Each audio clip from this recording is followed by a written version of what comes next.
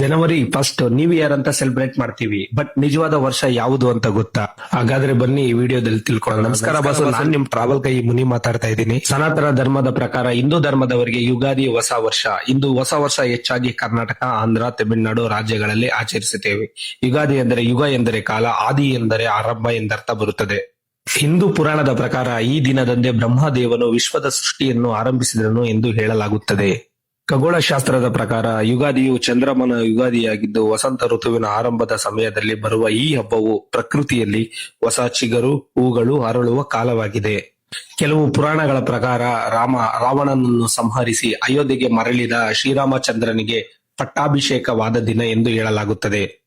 ಮನುಷ್ಯರಿಗೆ ಜೀವನದಲ್ಲಿ ಸುಖ ದುಃಖಗಳನ್ನು ಸಮಾನವಾಗಿ ಸ್ವೀಕರಿಸಬೇಕೆಂದು ಸಂದೇಶ ನೀಡಲು ಬೇವು ಮತ್ತು ಬೆಲ್ಲವನ್ನು ಮಿಕ್ಸ್ ಮಾಡಿ ತಿನ್ನುತ್ತಾರೆ. ಈ ದಿನದಂದೇ ಪಂಚಾಂಗ ಶ್ರಾವಣ, ಮುಂಬರುವ ವರ್ಷದ ಮಳೆ, ಬೆಳೆ ಹಾಗೂ ಭವಿಷ್ಯದ ಬಗ್ಗೆ ತಿಳಿಯಲು ದೇವಾಲಯಗಳಲ್ಲಿ ಪಂಚಾಂಗ ಓದುವ ಸಂಪ್ರದಾಯವಿದೆ. ಈ ವಿಡಿಯೋ ಇಷ್ಟವಾದರೆ ದಯವಿಟ್ಟು ಫಾಲೋ ಮಾಡಿ ಹಾಗೂ ನಿಮ್ಮ ಫ್ಯಾಮಿಲಿ ಫ್ರೆಂಡ್ಸ್ಗೆ ಶೇರ್ ಮಾಡಿ. ಈ ವಿಡಿಯೋ ಯಾರ್ಯಾರೆಲ್ಲ ವೀಕ್ಷಿಸುತ್ತಿರೋ ನಿಮಗೂ ಹಾಗೂ ನಿಮ್ಮ ಕುಟುಂಬದವರಿಗೂ ಯುಗಾದಿ ಹಬ್ಬದ ಶುಭಾಶಯಗಳು.